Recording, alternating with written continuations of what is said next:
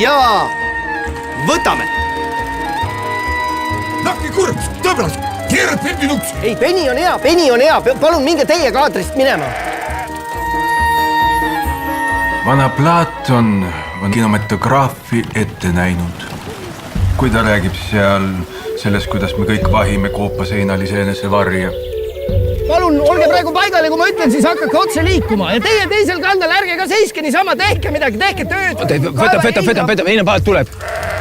Ei, mida te teete? Heinapaat läheb allavoolu, te lähete ülesvoolu, nagu ma ütlesin. Sa üldse eesti keelest aru. Ja siis on keegi, kes näeb päevavalgust, mis neid varjed tekitab.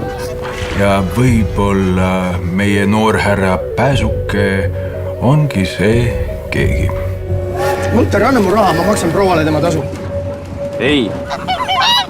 Kuidas? Ei. Ma annan sulle kereda ja tappa. Mina annan sulle ainult jau perest, kui sul vaja.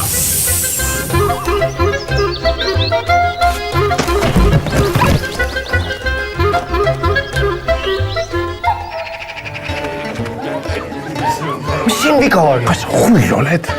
See on ju bordel. Volter, see ongi tõeline elu. Tervele lauale üks pudel, mina maksan. Sa maksad. Kuule sina, lihtsurelik ei tule minule, keisri enda pildimeistrile ütlema, mida tema teeb. Veel üks selline õhtu, Johannes, me oleme paljad kui püksinööp. Palju see Tumkov, see kaabakas teile vedamisest lubas? Teine õhtul tuli meie keisri isiklik austatud pildimeister, kurat.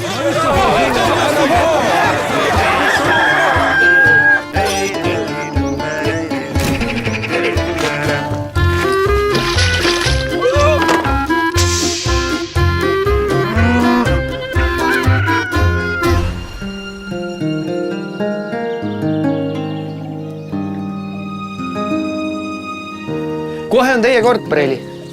Tai, ma määnestki pilti. Nasta, mida ma pean tegema, et teid saada oma pildi peale? Noh, kas sa oled pildi tehtud?